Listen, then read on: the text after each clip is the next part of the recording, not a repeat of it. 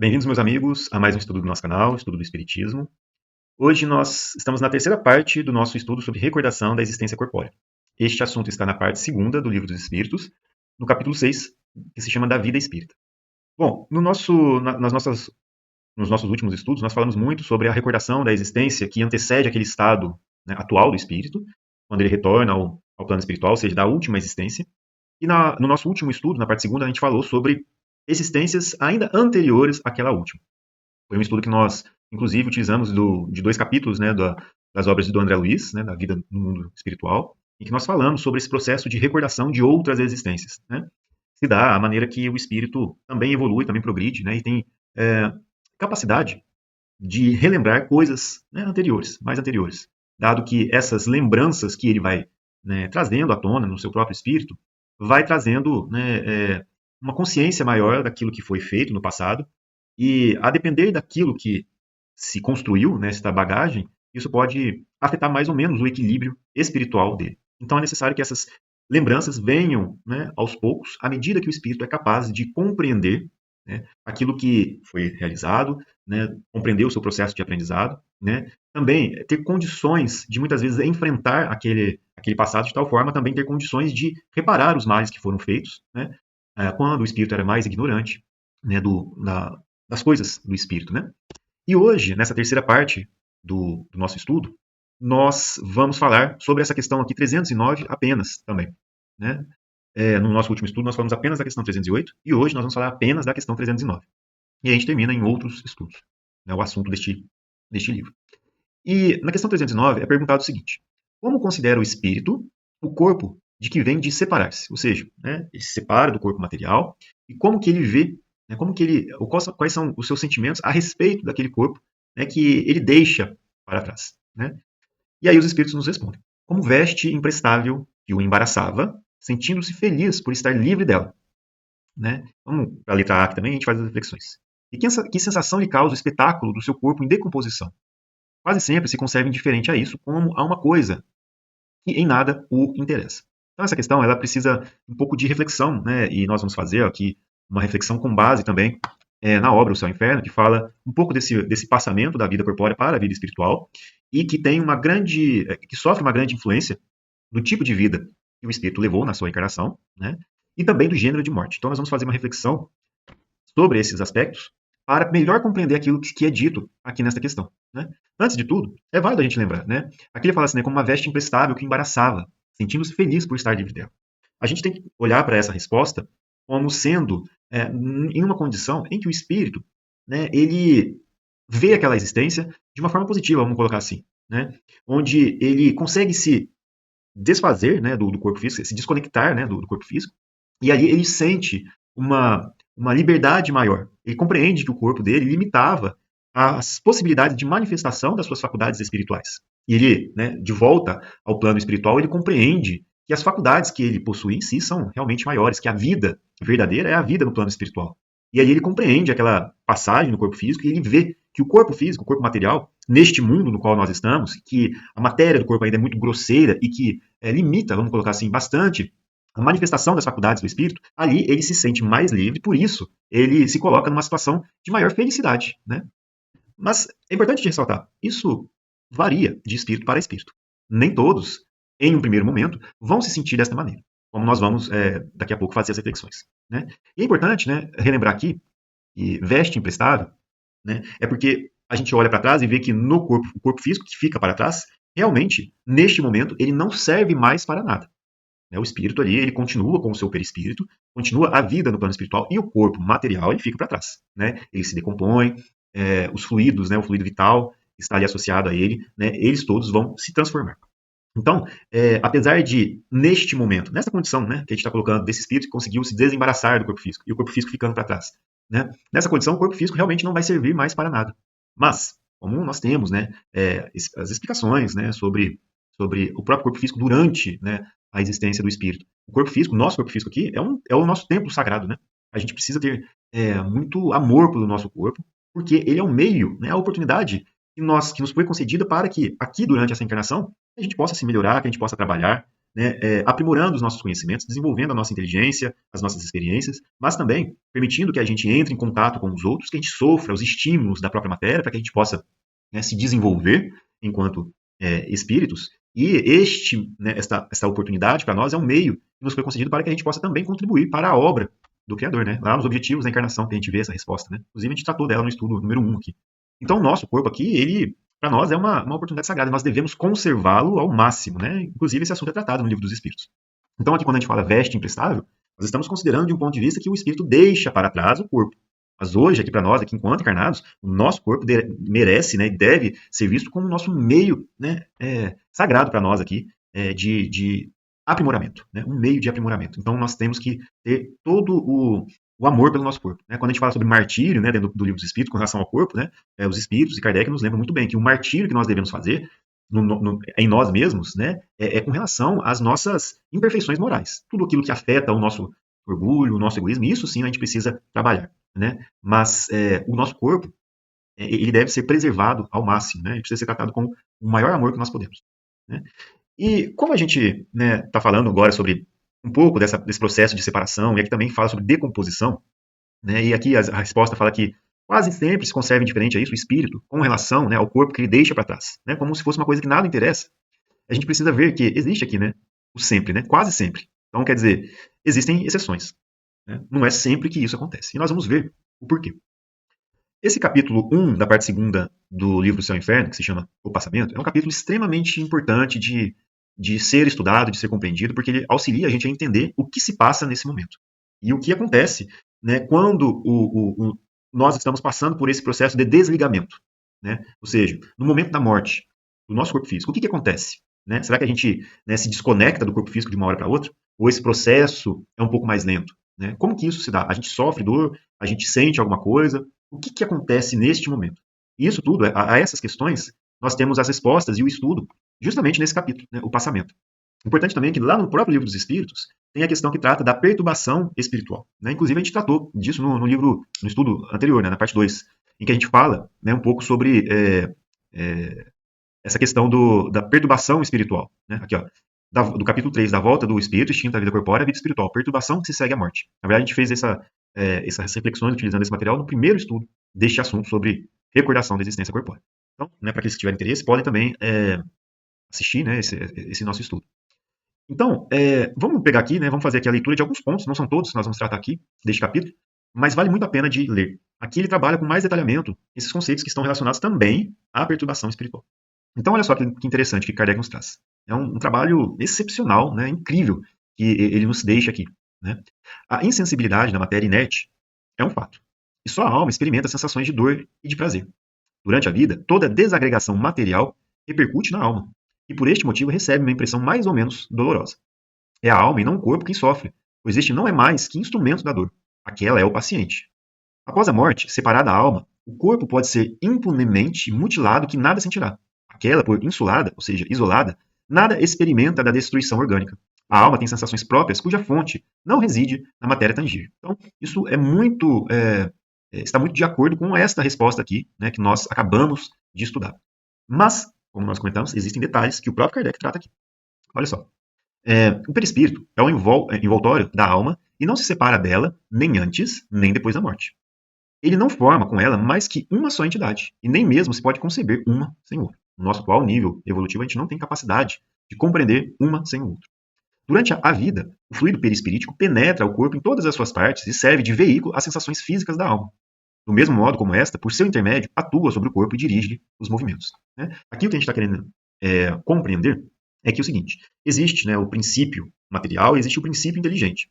Nós, enquanto espíritos, né, já dentro dessa humanidade espiritual, dotados da razão, nós somos a individualização deste princípio inteligente que, né, se transformou e hoje nós somos este espírito dotado dessas faculdades que possuímos hoje. Nós podemos perceber o futuro, né, ou pensar sobre o futuro, nós guardamos a consciência de nós somos dotados da razão, podemos exercer o livre-arbítrio, né, etc. Temos o conhecimento, né, nós já vislumbramos, né, a divindade. Isso tudo fazem parte das características que nós já adquirimos. Né? Então, para que nós, enquanto espíritos, que é algo imaterial, possa atuar sobre a matéria, é necessário algo que faça que seja como um intermediário. né? E para nós, né, considerando esse espírito, é necessário esse nosso perispírito para que, né, sendo ou funcionando como um laço que o prende, possa ele então atuar sobre a matéria. Então é necessário, né, que esse princípio espiritual, para que ele possa atuar sobre a matéria, é necessário que exista esse intermediário. Então o perispírito para nós hoje, né, que não deixa de ser algo de certa forma material, porque ele deriva do princípio material, né, fluido cósmico, universal que sofre as suas, né, infinitas transformações até, né, a matéria densa. Uma dessas transformações, ou um determinado nível de transformação, nós temos a formação do perispírito. Então, para nós, ele é necessário para que a gente possa atuar sobre a matéria. E quando ele está colocando aqui nesse parágrafo, o perispírito para nós serve como um meio pelo qual o espírito possa também atuar no corpo físico, né? Então, né, existe essa sede de conexão, né, dentro do nosso cérebro, né, em que o espírito ali se acha, então, ligado, né, e ele pode, portanto, exercer a sua vontade para atuar no corpo. É isso que mais ou menos está sendo dito aqui, né? E é muito interessante porque o Kardec nos traz essa visão também, ou essa ideia, de que o fluido perispirítico penetra o corpo em todas as suas partes e serve de veículo às sensações físicas da alma. A gente também tem outros intermediários, né? Por exemplo, o duplo etérico, onde o fluido vital ali, que a gente compreende, né? Ele se dá, né? Onde ele existe. E que faz também o intermediário do perispírito para com o corpo. Então, são uma série de conexões, né, complexas para a gente e que, para que a gente possa simplificar um pouco e compreender melhor, né, o Kardec nos traz essa ideia. Já que é como se fosse assim, né? É como se o nosso perispírito estivesse conectado ao corpo físico, né, em variados pontos, né, em muitos pontos. E essa conexão com o corpo físico, ela é mais ou menos, de acordo com os indivíduos, ela é mais ou menos forte, ou ela é mais ou menos, né, vamos colocar assim, difícil de ser desfeita.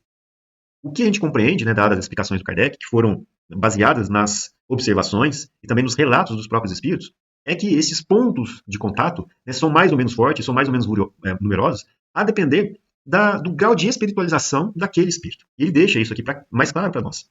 Olha só o que ele fala no item número 4. A extinção da vida orgânica acarreta a separação da alma em consequência do rompimento do laço fluídico que a une ao corpo.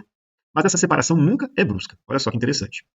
O fluido perispiritual, só a pouco se desprende de todos os órgãos, de sorte que a separação só é completa e absoluta quando não mais reste um átomo do perispírito ligado a uma molécula do corpo. Olha só. A sensação dolorosa da alma, por ocasião da morte, está na razão direta da soma dos pontos de contato existentes entre o corpo e o perispírito, e, por conseguinte, também da maior ou menor dificuldade que apresenta o rompimento. Isso aqui é muito importante para que a gente possa compreender nessa questão 309. E aí ele fala: não é preciso, portanto, dizer que, conforme as circunstâncias, a morte pode ser mais ou menos penosa. E estas as circunstâncias que nos cumpre examinar. Então, né, essa frase dele fecha esse nosso raciocínio. Olha só, a sensação dolorosa da alma por ocasião da morte está na razão direta da soma dos pontos de contato existentes entre o corpo e o perispírito. Ou seja, quanto mais pontos de contato, né, mais dolorosa parece ser, então, esta sensação, né, a sensação dolorosa da alma. E o que define esse número de pontos, né, é o que nós temos que avaliar, né? E, além disso, né, a maior ou menor dificuldade que apresenta o rompimento também deve ser algo que deve ser avaliado. Então, o número de pontos de contato e também da maior ou menor dificuldade de serem desfeitos. Isso que cumpre examinar, né? E vai, portanto, nos auxiliar a compreender, por exemplo, que sensação causa, né, ao espírito esta visão da decomposição que ele tem do seu corpo, né? Então, vamos lá. Número 5 ele fala: estabeleçamos em primeiro lugar, e como princípio, os 4 seguintes casos que podemos reputar situações extremas, dentro de cujos limites há uma infinidade de variantes. Ou seja, como ele sempre faz aqui nas obras, né, ele traz um sistema pré-concebido, né, que auxilia a nós a compreender diversas possibilidades, né, talvez em graus um pouco mais extremos, que existam distinções bem claras entre um e outro. Mas, cumpre sempre que a gente lembre que entre um grau e o outro existem infinitas gradações, variações. É o que ele está falando aqui. Então, dentro desses limites um pouco mais extremos, ele coloca 4 pontos. Por exemplo, número 1. Se no momento em que se extingue a vida orgânica, o desprendimento do perispírito fosse completo, a alma nada sentiria. Então, esse é o primeiro caso. Se, quando, né, a vida do corpo físico se extingue, né, se o desprendimento fosse imediatamente, né, desfeito do perispírito para o corpo, a alma nada sentiria. Este é o primeiro caso. Número 2. Se nesse momento a coesão dos dois elementos estiver no auge de sua força, produz-se uma espécie de ruptura que reage dolorosamente na alma. Né? Número 3. Se a coesão for fraca, ou seja, se essa ligação for fraca, a separação torna-se fácil e opera-se sem abalo. E número 4. Se após a cessação completa da vida orgânica existirem ainda numerosos pontos de contato entre o corpo e o perispírito, a alma poderá ressentir-se dos efeitos da decomposição do corpo, até que o laço inteiramente se desfaça. Então, esse número 4, que lembrando, né, é um caso extremo. Ele nos ajuda a ver que esta resposta aqui, né, que os espíritos nos dão, como ele fala aqui, né, quase sempre, então, que esse número 4 aqui, ele nos remete ou nos traz a ideia de que as exceções que existem estão relacionadas a essa dificuldade de desfazer esses pontos de contato, né, existentes entre o perispírito e o corpo físico, que fazem com que a alma sinta ainda o processo de decomposição do corpo. Então, essa é uma situação. E agora a gente precisa entender, mas como que nós, aqui durante a nossa existência, nós vamos fazer para que uma situação aconteça e outra não? Por exemplo, né, o que a gente gostaria, né? A gente gostaria que fosse esse número 1 aqui, né? No momento que extingue a vida orgânica, né, e o desprendimento do perispírito, a gente quer que ele seja rápido, completo, né? Então a gente não vai sentir nada, então a gente quer isso, né? Mas existem várias gradações, várias variações com relação a esses estados. E o que a gente não gostaria é que a gente caísse, por exemplo, nesse número 4 aqui, né? Em que a gente ainda sente, né, estas sensações mediante, né, a existência desses pontos de contato. Então a gente vai entender um pouquinho melhor o que se trata disso, né? E aí ele termina nesse ponto aqui. Daí resulta que o sofrimento que acompanha a morte está subordinado à força adesiva que une o corpo ao perispírito. E tudo o que puder ajudar na diminuição dessa força e na rapidez do desprendimento torna a passagem menos penosa. E, finalmente, que se o desprendimento se operar sem dificuldade, a alma deixará de experimentar qualquer sentimento desagradável. Poxa, então aqui a gente tem então a ideia daquilo que nós precisamos buscar. Não que a vida seja com vistas a isso, né, a esse momento unicamente, mas não é isso. Mas é que a forma como nós enxergamos a nossa existência vai impactar naquilo que nós fazemos hoje. Por exemplo, se eu busco um pouco mais da espiritualização do meu ser, nós então visualizamos, né, a vida do espírito imortal e menos valor damos às coisas efêmeras, né, daqui do mundo material. E é justamente essa questão que vai impactar neste processo de desligamento, né? E o Kardec vai tratar muito especificamente disso. E a nossa existência, né, aqui, né, como nós comentamos, não é especificamente para, né, buscar ali estar dentro de uma dessas 4 condições, mas que, visualizando melhor o objetivo da nossa encarnação e refletindo que, né, é justamente o agariar valores para o espírito, que é imortal, em detrimento das coisas efêmeras do corpo físico, né, isso por si só já se reflete também nesta condição. Então, espero que tenha sido, né, claro nesse ponto. Né? É a gente buscando a elevação do nosso espírito que vai impactar neste processo. E não que a gente visualize ou que busque, né, chegar nesse ponto, ou que a nossa vida seja com vistas a este momento único e exclusivamente. Não, não é isso. A gente está visualizando o espírito imortal e que acaba refletindo também neste momento. Né? Então, é o que ele trata aqui na sequência. A gente está aqui no item 5, né, no número 5, então nós vamos passar para o item 8. O que ele fala no 6 e 7? Né? Ele fala sobre a perturbação espiritual, que é uma consequência, né, deste momento de separação do perispírito com relação ao corpo, né, que dura mais ou menos, segundo os indivíduos, né, que tem uma duração mais ou menos variável, segundo os indivíduos, e que essa perturbação espiritual dura pelo tempo em que esses pontos de contato ainda existem. Então, deixados de existirem esses pontos de contato, né, a perturbação cessa onde o espírito, né, tem uma consciência de si mais clara. Né? E, como nós estamos comentando, é um processo, né, de uma hora para outra. Então, é como se ele estivesse saindo de um sono, né, onde ele vai ganhando a consciência de si mesmo e da situação na qual ele está inserido, né, que é esse despertar. Né? Então, esse processo, quando ele está saindo desse sono, né, essa sensação, mais ou menos, só uma analogia, é como se fosse essa perturbação espiritual, que dura, né, enquanto esses pontos de contato ainda estão em processo de serem desfeitos. Então, é isso que fala no 6 e no 7. Então, a gente fala que está aqui agora no item 8. A causa principal da maior ou menor facilidade de desprendimento é o estado moral da alma. Isso que nós estávamos falando. A afinidade entre o corpo e o perispírito é proporcional ao apego à matéria, que atinge o seu máximo no homem, cujas preocupações dizem respeito exclusivamente e unicamente à vida e gozos materiais. Olha só. Ao contrário, nas almas puras, que antecipadamente se identificam com a vida espiritual, o apego é quase nulo. E desde que a lentidão e a dificuldade do desprendimento estão na razão do grau de pureza e desmaterialização da alma, de nós somente depende o tornar fácil ou penoso, agradável ou doloroso esse desprendimento. Né? Ser mais claro do que isso, não, acho que não tem como. Né? Por isso que essa obra é sensacional. Ela é muito clara, né? Ela é muito de fácil compreensão para nós e Kardec é extremamente eficaz nas suas palavras. Né? É muito direto ao ponto e fácil de compreender. Né? Posto isso, quer como teoria, quer como resultado de observações, resta-nos examinar a influência do gênero de morte sobre as sensações da alma nos últimos transes. Ou seja, né, como ele falou no começo, né, por exemplo, né, esses 4 pontos que ele traz aqui em cima, né, como princípio que ele coloca, né, para análise, ele traz isso como princípio para análise, esses 4 pontos, ele fala que, né, eles são dependentes do estado de progresso espiritual, né, do espírito, né, que está ali nesse processo, passando por esse processo, né? Então, o grau de pureza e de desmaterialização da alma influencia muito nesse processo. E também existe uma outra situação que ele traz com base não somente, né, numa teoria, mas também como resultado das observações, né, resultado das observações, dos relatos que ele obteve dos próprios espíritos. Ele fala também que o gênero da morte, ou seja, o tipo da morte que aconteceu com o espírito, também impacta nesta situação, né? E agora a gente vai então avaliar como que o gênero da morte impacta nisso. Olha que interessante que ele traz para nós. Tratando-se de morte natural, resultante da extinção das forças vitais por velhice ou doença, o desprendimento opera-se gradualmente. Para o homem cuja alma se desmaterializou e cujos pensamentos se destacam das coisas terrenas, o desprendimento quase se completa antes da morte real. Isto é, ao passo que o corpo ainda tem vida orgânica, já o espírito penetra a vida espiritual apenas ligado por elo tão frágil que se rompe com a última pancada do coração. Nesta contingência, o espírito pode ter já recuperado a sua lucidez, de molde a tornar-se testemunha consciente da extinção da vida do corpo, considerando-se feliz por tê-lo deixado. Para esse, a perturbação é quase nula, ou antes, não passa de ligeiro sono calmo, do qual desperta com indizível impressão de esperança e ventura. Portanto, neste caso aqui, né, onde o espírito, além de buscar a sua, né, espiritualização durante a sua existência, também a morte dele foi uma morte natural, por velhice, né, em que o desprendimento, né, foi acontecendo gradualmente no decorrer da sua própria existência. Né? Então, a gente tem essa primeira situação aqui. Ó. Olha só. Se no momento em que se extingue a vida orgânica, o desprendimento do espírito fosse completo, ou se aproxima disso, né, a alma nada sentiria. Então é o que acontece aqui com este espírito que busca, né, essa espiritualização, né, e a sua desmaterialização, trabalha pela sua transformação moral, pela sua iluminação. É algo individual. Cada um de nós tem que fazer por si mesmo, né, a transformação, né, exercendo a sua vontade para eliminar de si as suas imperfeições morais. Né? E aí dá a ideia do oposto agora, olha só.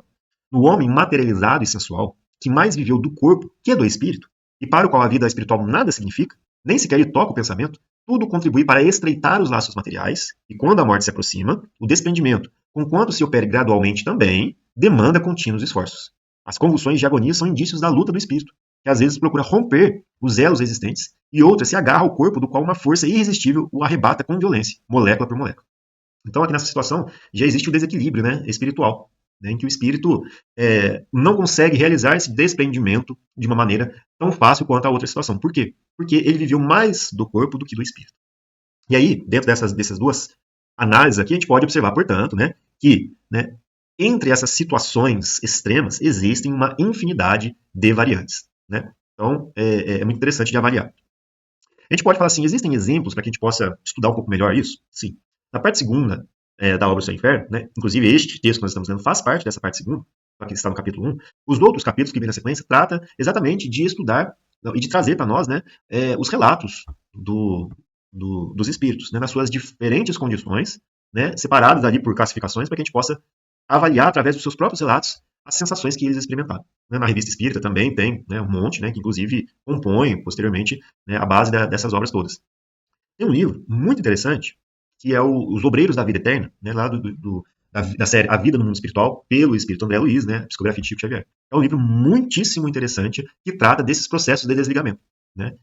Como que é o trabalho da equipe espiritual dentro desses vários contextos, dentro dessas várias situações, né, em que um se desprende facilmente, outro tem maior dificuldade. Então é uma obra muito interessante para também o estudo dessas condições. Mas continuando aqui, né, no item número 10, olha só que interessante. Quanto menos vê o espírito além da vida corporal, tanto mais se lhe apega e assim sente que ela lhe foge e quer retê-la.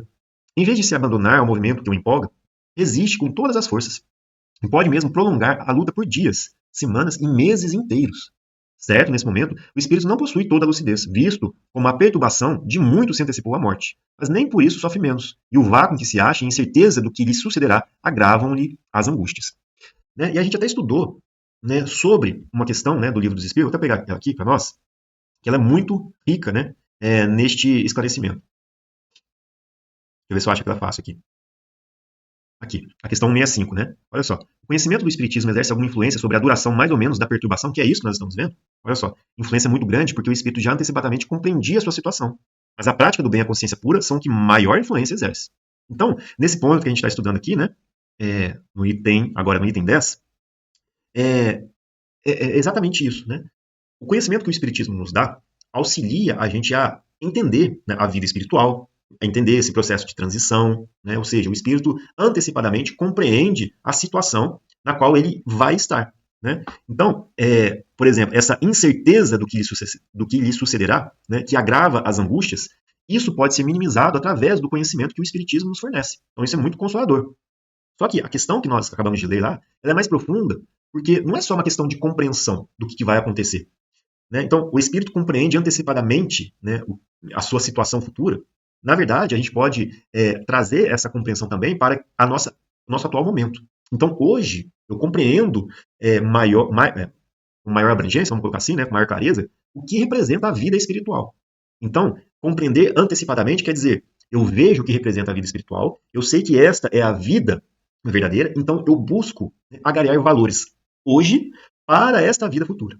Então é isso que realmente faz com que esta perturbação espiritual seja minimizada, dado que durante a minha existência, se eu mudo, portanto, o meu ponto de vista, com vistas à vida espiritual, eu faço em mim mesmo uma transformação que de fato vai impactar neste momento. Né? E esta transformação, né, como ele está colocando aqui, né, é isso aqui. Ó. Olha só que interessante. Né?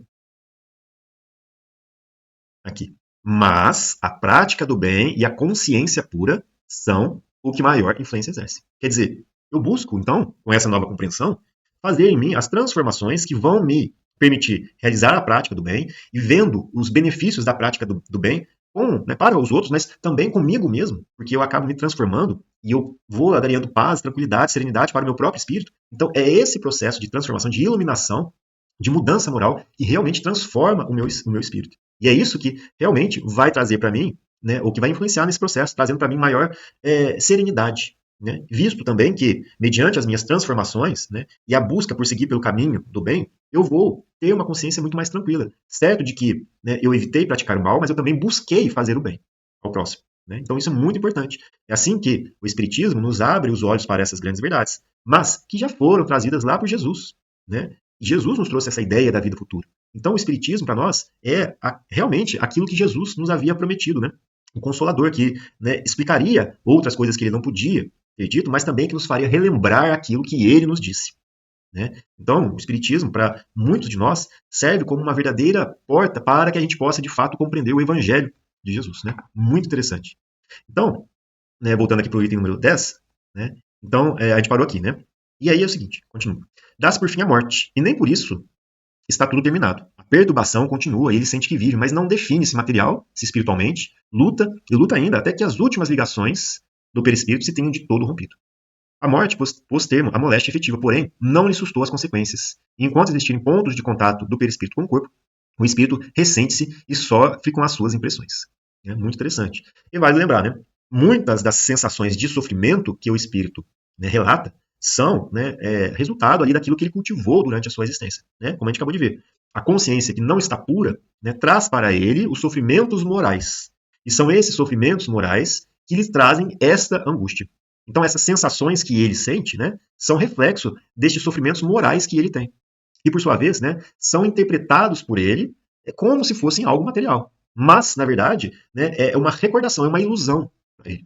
Né? O Kardec também trata disso. Então, são os sofrimentos morais que o espírito tem dentro de si, que para ele, né, ele não sabe como determinar aquilo, né, ele não sabe como relatar aquilo, então ele relata como se fosse uma dor física. Mas, na verdade, é uma dor, né, moral que, por ser ou por estar associada a uma reminiscência, a uma memória de uma sensação, ele relata daquela maneira, como se fosse uma ilusão.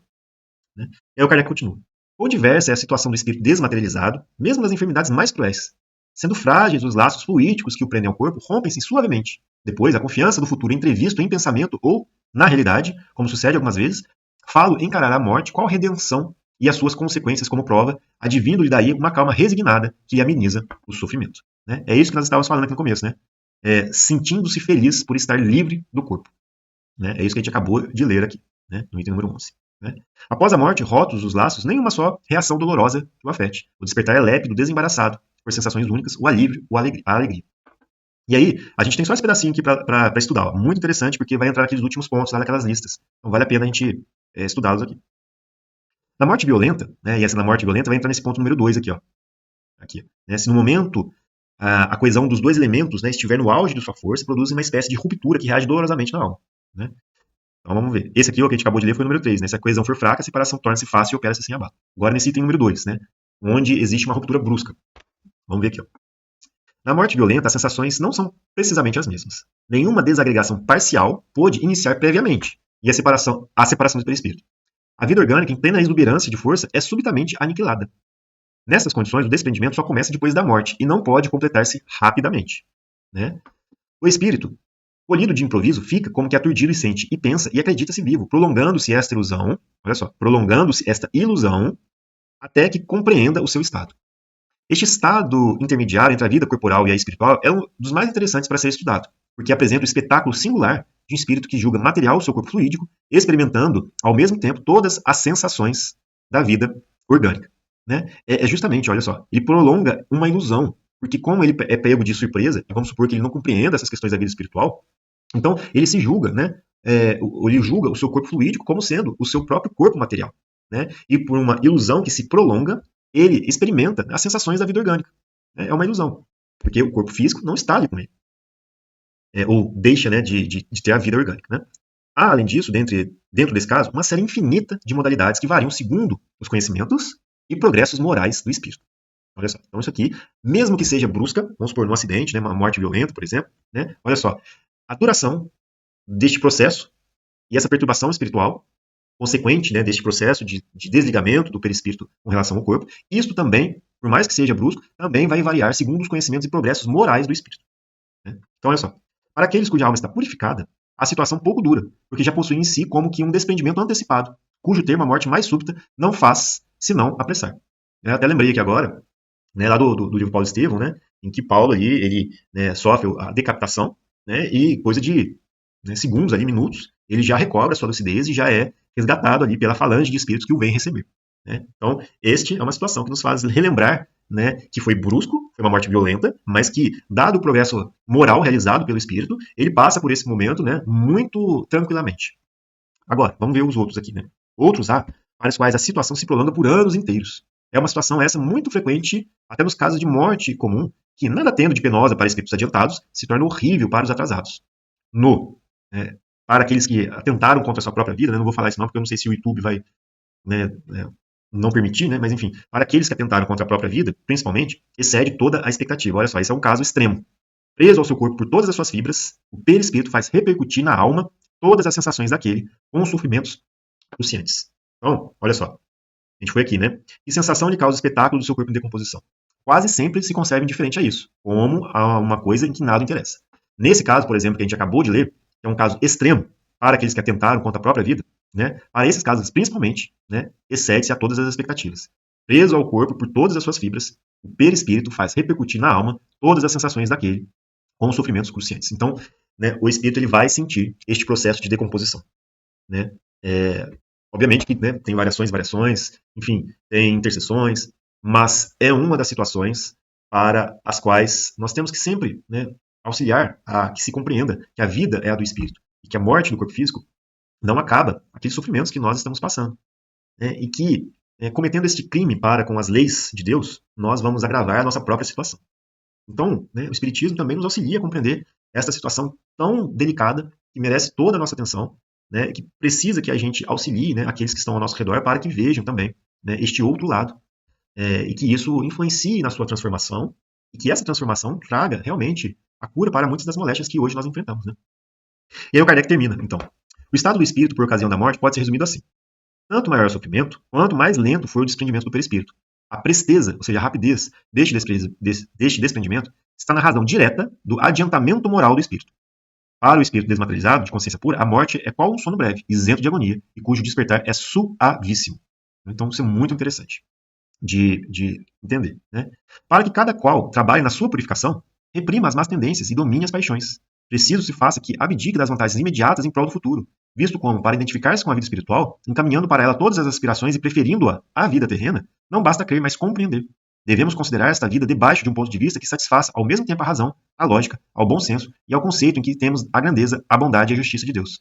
Considerando deste ponto de vista, o Espiritismo, pela fé inabalável que proporciona, é, de quantas doutrinas filosóficas que conhecemos, a que exerce mais poderosa influência. Né? É muito, muito interessante, né, esta parte. Vou mudar aqui a cor para não ficar muito, né, fora de foco aqui, mas é muito, muito esclarecedor tudo isso que nós lemos, né, da obra do Céu e Inferno. Então é isso, pessoal. Espero que essa questão, né, possa ter, ter tido um pouquinho mais de material para a gente falar sobre ela, né? E que a gente possa compreender que estas situações, né, que nós estamos lendo aqui nesta resposta, né, elas são, né, ou estão relacionadas a condições em que o espírito buscou realmente a sua espiritualização, né? Mas que existem também outras situações um pouco mais amargas e que depende de nós, né, amenizar esse processo que poderia ser doloroso, né, caso a gente não buscasse essa espiritualização. Mas, em buscando estes valores para o espírito, buscando nossa desmaterialização, nossa purificação, né, através do exercício interior de autoiluminação, de esforço próprio, para transformar a nós mesmos, nós podemos, né, alcançar para o espírito uma vida muito mais feliz. E uma das consequências deste processo de transformação se reflete nesse processo de separação do espírito para com relação ao corpo físico, né? Então, é isso, meus amigos. Agradecemos a Deus, a Jesus, aos nossos bons amigos que nos auxiliaram nesse estudo de hoje, né? Muito obrigado por nos ter acompanhado nesse estudo. Fiquem com Deus e até o nosso próximo estudo.